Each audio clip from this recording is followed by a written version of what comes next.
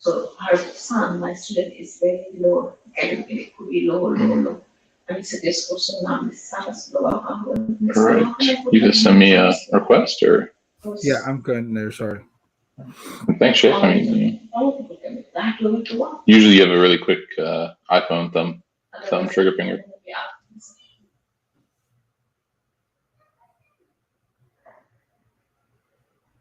I'm confused, I don't know.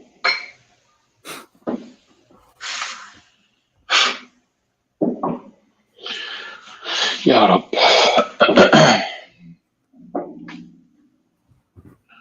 Alrighty, there we go. There you are.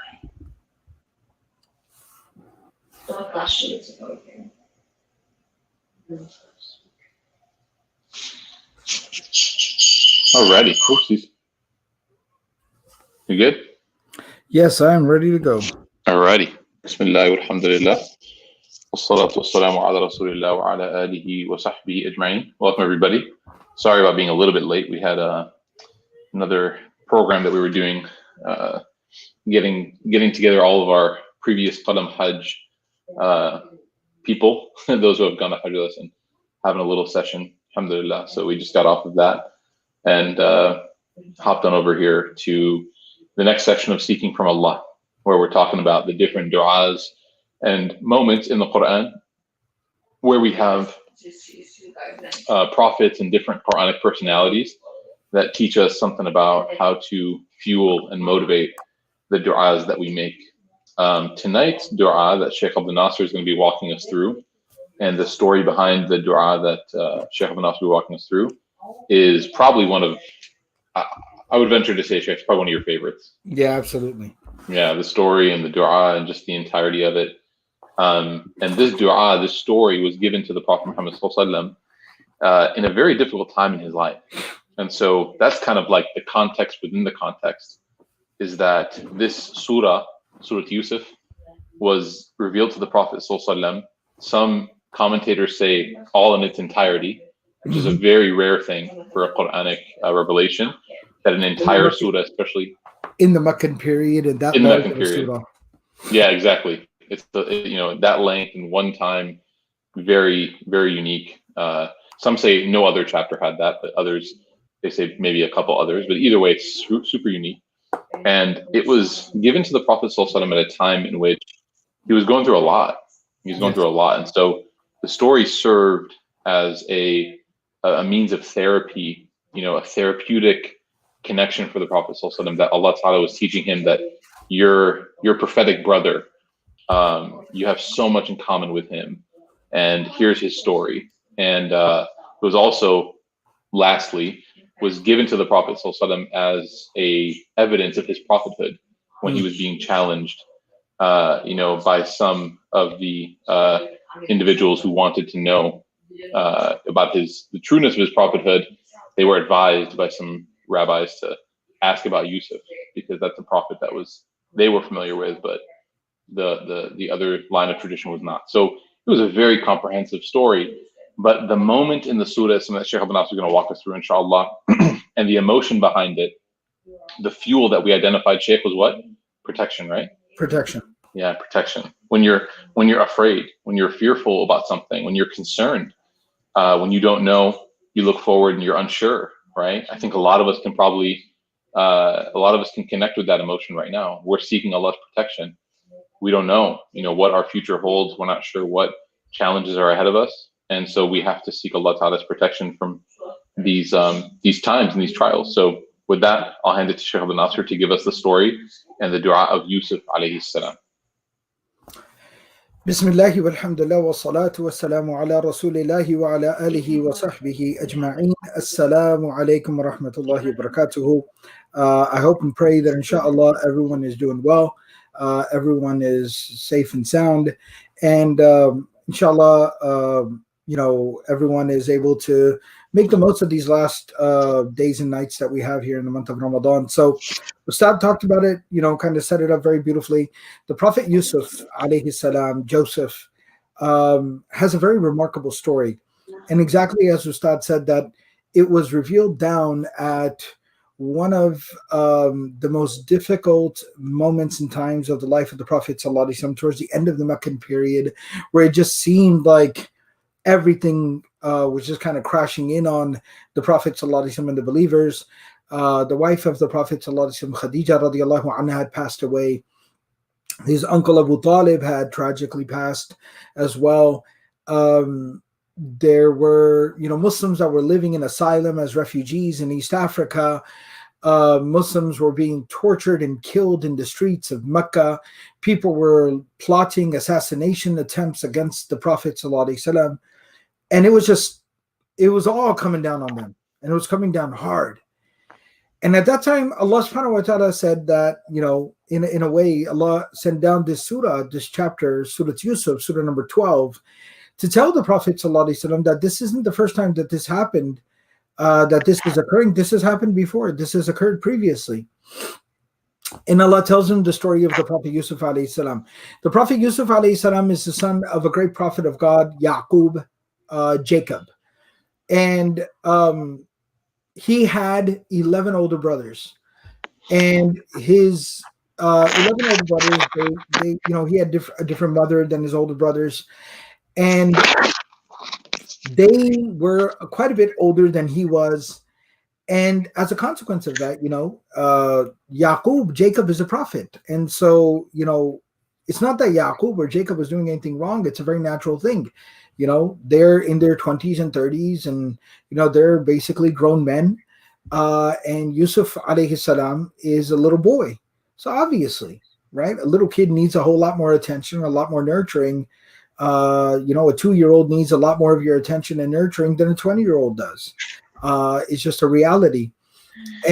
But human beings will be human beings, and we sometimes get a little twisted, and we, kind of, I'm trying to find the right words, but we can sometimes misinterpret things, and we negatively react to things, that we should react to a lot better. And unfortunately, the brothers had that reaction, and they ultimately, in the beginning of the surah, says that Yusuf has a dream where he sees the sun and the moon and 11 stars bowing down in front of him. He tells his father, who's the prophet of God, and his father says, just keep this to yourself. This means that something very remarkable is going to happen in your life. Just keep this to yourself. Nonetheless, as I was saying, the brothers felt a certain way about their situation. And so one day they basically say, we want to go out for a picnic and a hike and all that kind of stuff. Can we take, our brother Yusuf with us? And the father says, he's young and little, and y'all are going to be running around and doing your own thing, and I just wouldn't want y'all to lose him or anything like that. And they say, no, we'll take care of him. We're very competent, confident, capable young men. We can look after our little brother. Have a little more faith in us, and so on and so forth. So they kind of play on the father's emotions that way, and they end up taking Yusuf alayhi salam with them. And they have a whole plan that they hatch. There was, a discussion about maybe even, God forbid, killing him and whatnot. Ultimately, they decide that there's an old abandoned well, and they're just going to throw him down into the well. They take his shirt off from before. They get like a goat or a sheep or something, and they sacrifice it, and they soak the shirt in the blood. And they basically go home and they say, we were playing. Yusuf was sitting back with our stuff, and a wolf came and killed him and ate him. And the Qur'an even calls it it was a blatant lie. And the narrations mention that because the shirt wasn't even torn, that if somebody got eaten by a vicious animal, the shirt would have been torn. But it's like the shirt's like perfectly still. It's not even creased. It's not even wrinkled. It's just drenched in blood. So the father says, what did y'all do? And then they stick to their story. No, don't call us liars, and we're telling the truth and whatnot. So the father says, well, there's nothing more I can do. I just put my faith and my trust in Allah, and I'll practice beautiful patience, and Allah will take care of things. Eventually, some caravan is coming through there, traveling through, And they find this boy inside this well.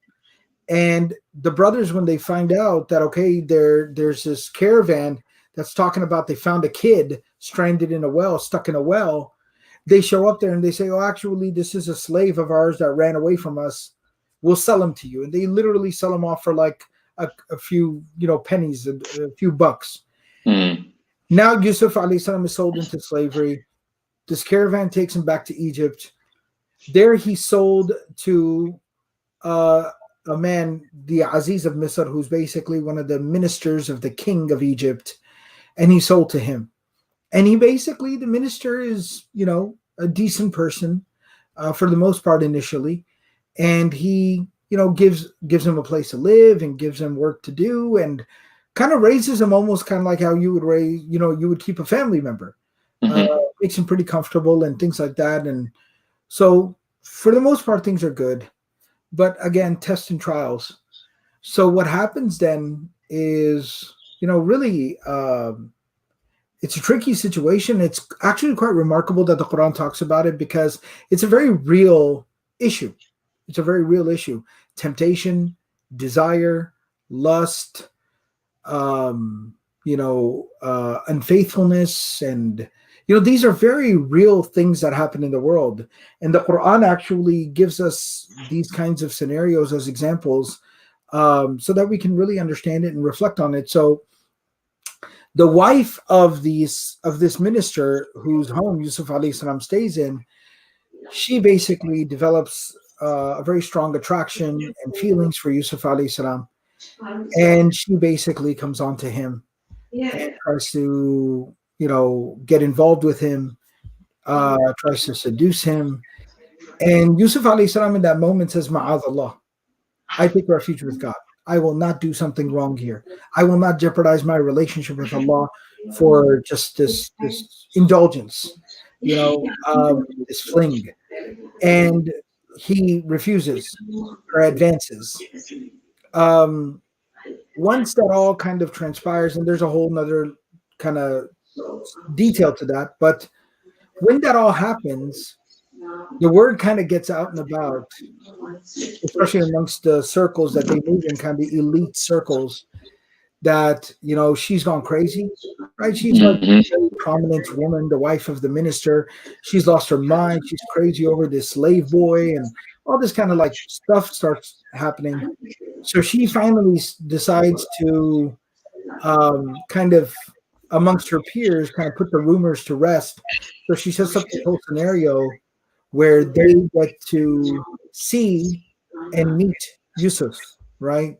Kind of brings Yusuf alayhi salam, arranges for him to be brought somewhere when, he doesn't know exactly what's going on. And all those women are there and they see Yusuf alayhi salam. And, the Prophet sallallahu alaihi wasallam told us that Yusuf alayhi salam is one of the most beautiful human beings ever created.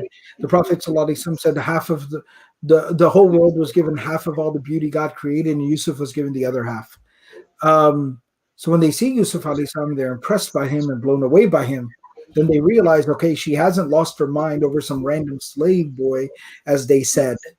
Rather, they say that, okay, Yusuf is a remarkable, person, and we understand why, she would feel attracted towards him.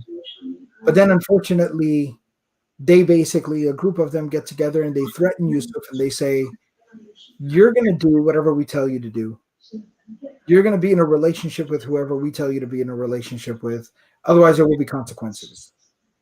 Yusuf alayhi salam, he basically, in that moment, he turns and he makes dua to Allah. And the idea here is compromise. You're telling him you're going to compromise your principles, otherwise there will be severe consequences. And Yusuf alayhi salam says, I'm not going to compromise my morals. I'm not going to compromise my principles. I'm not going to compromise my ethics. I'm not going to compromise my relationship with Allah subhanahu wa ta'ala. And that's where I want to kind of connect it to the Prophet sallallahu alaihi wasallam real quickly before I get to the dua. That the Prophet sallallahu alaihi wasallam, that's why it's so powerful for it to be revealed to him at this time, because the leaders of Makkah are basically saying that all of this can end. All of this suffering can stop right now. Just got to compromise a little bit. You got to work with us just a little bit. Meet us halfway. Come on, compromise. They suggested things like one day we'll worship your God because they were disrespectful, and then one day you'll worship our idols. How about that? So they're constantly suggesting compromises, and Allah is telling the Prophet ﷺ this story that don't you dare compromise. Do not compromise. Don't do it. It ain't worth it.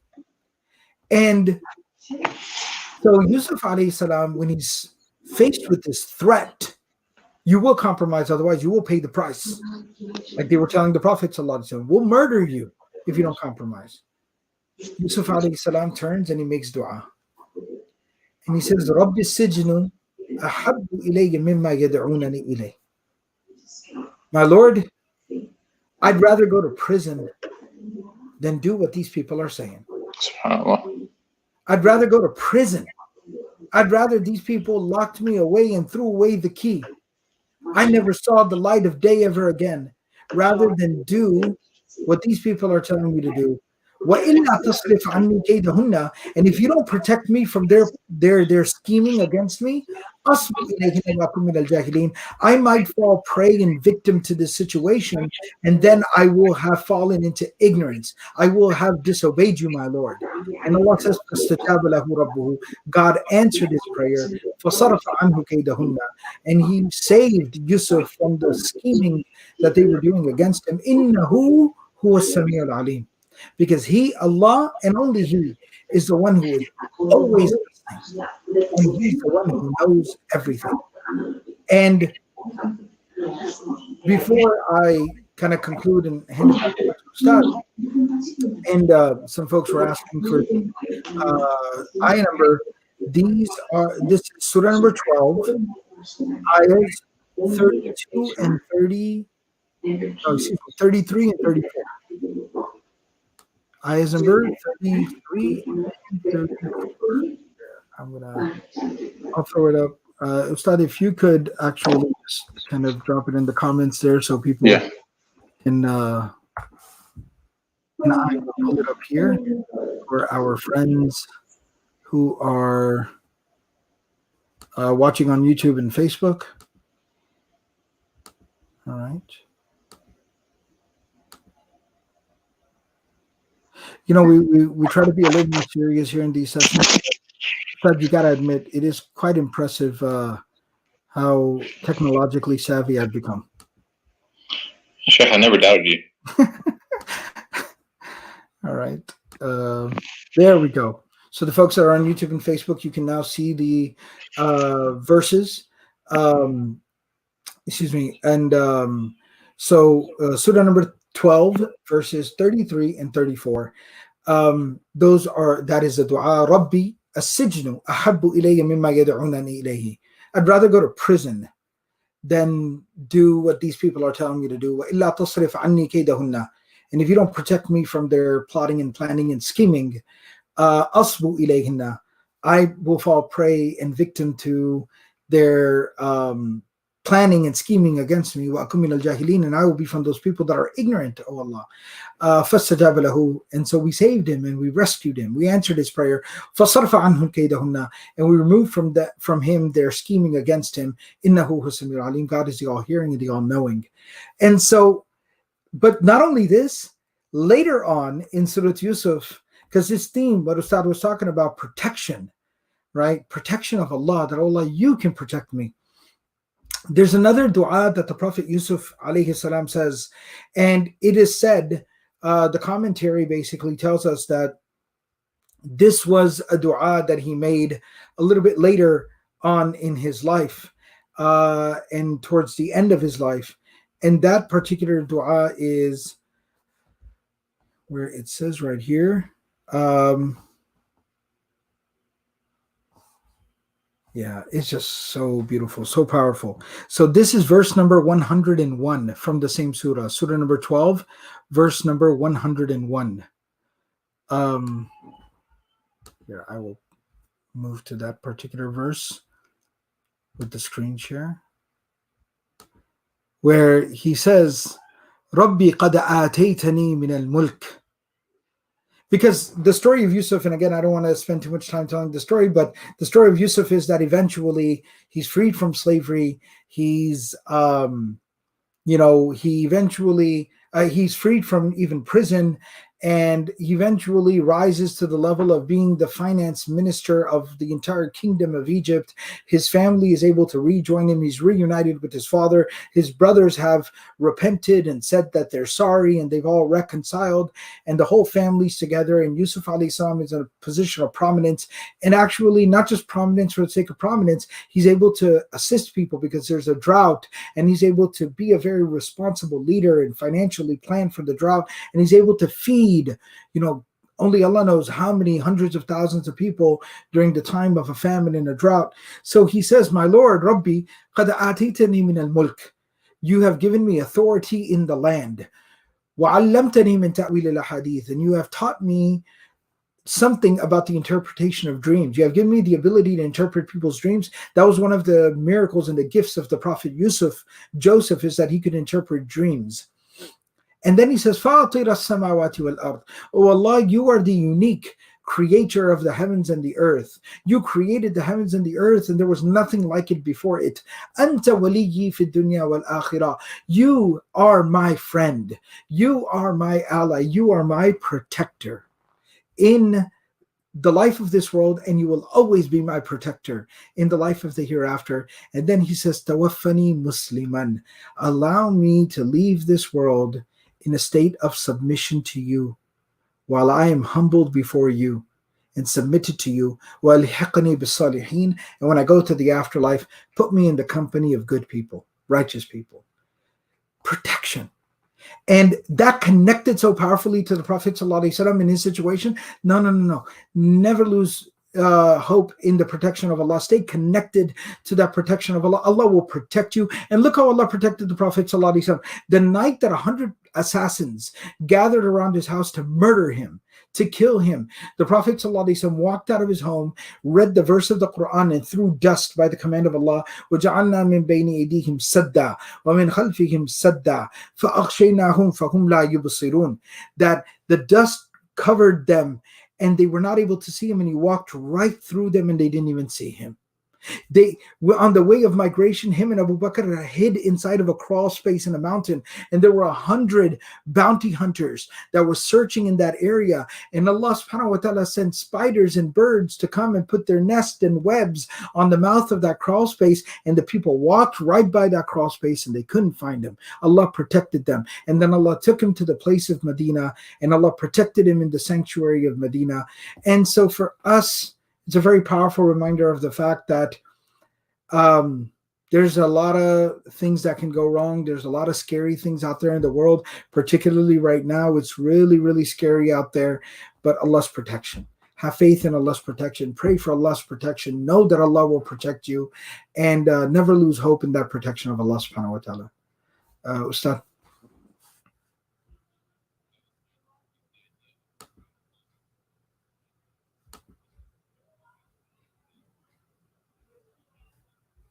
SubhanAllah. Untouchable. Mm-hmm. I'm muted on here. But subhanAllah, the idea that he was in the position of leadership and he was in the position of prosperity, and he still has that humility to turn to Allah. Obviously, as a prophet, he still has that humility to turn to Allah subhanahu wa ta'ala and to realize, that he has to ask for Allah Ta'ala's protection. Something that's really remarkable. One of the things, Shaykh, from the first dua, from the first dua of protection, or the first dua of protection, basically desperate protection, is I love the fact that when he says وَإِلَّا تَصْرِفْ عَنِّي كَيْدَهُنَّ, that he understands that the solution to the problem isn't even his, and I think so much of making dua is when you understand that. When you understand that I can't even fix this, he's actually saying, oh Allah, if you don't take away this scheming that they have, this plan, if you don't take وَإِلَّا تَصْرِفْ عَنِّي, if you don't turn it away from me, right? And he's basically admitting, that every human being needs Allah to protect them, and it's not about even strength or faith. Why would a prophet ever be concerned? Like, why would a prophet of Allah ever be concerned? Obviously, he understood his position. He grew up with a father who was a prophet. He understood the idea of prophethood. He was a pious, good, pure heart. He doesn't have the same level of concern that you and I do when it comes to committing sins. But he understands the reality of these schemes and these tests and difficulties in life. And regardless, he understands that Allah is the solution, not him.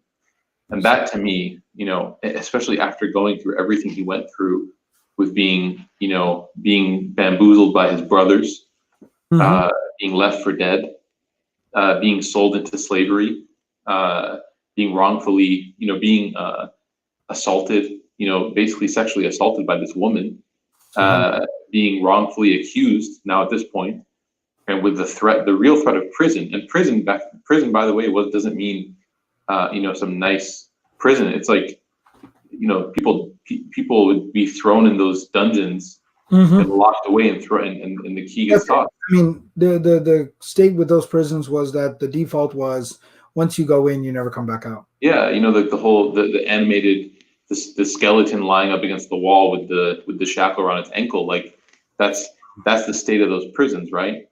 And so he doesn't know. He doesn't know when he's in the well. He doesn't know he's getting out. Jibreel comes to him and tells him, like, you'll be fine, right? When he's sold for slavery, he doesn't know. When he's going to prison, he doesn't know. Like, all these things, when his brothers take him, he doesn't know.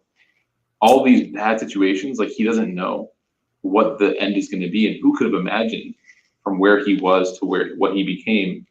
And Allah subhanahu wa ta'ala, now is teaching us through his dua that part of the key in having that dependence and trust in Allah is knowing where the solution is. Yes. It doesn't matter what problem I find myself in, Allah is going to get me out of it. I'm not going to get myself out of it. No. Allah will get me out of it. And if you don't turn away their plan from me, then I might incline towards them and become from those who are ignorant. So may Allah Ta'ala give us that, man. That to me has always been profound when I read the surah.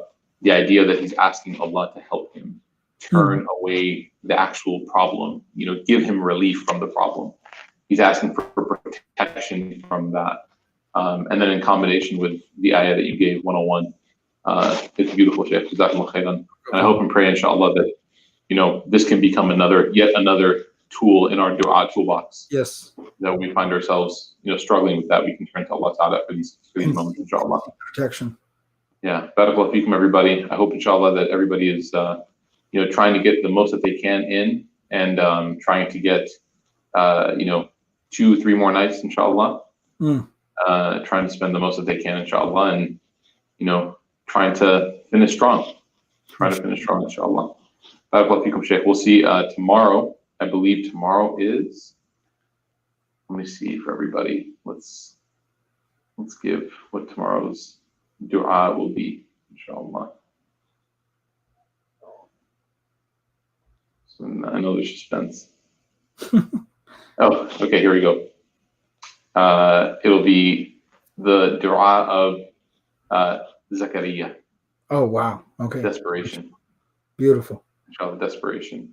And then after that, we'll do Asiya, the wife of Fir'aun, which we covered tonight in I believe it was Surah Talaq, or Tahrim. Yeah, we covered Tahrim. And then after that, if we have another night, inshallah, we'll do the dua of Isa, which is also the dua of the Prophet ﷺ. They both made it. Yes, we'll do that, inshallah. So we'll finish. We have three more sessions, inshallah. So barakallahu feekum, everybody. Keep us in our families in your prayers. Jazakallah khairan. Assalamu alaikum. Assalamu alaikum.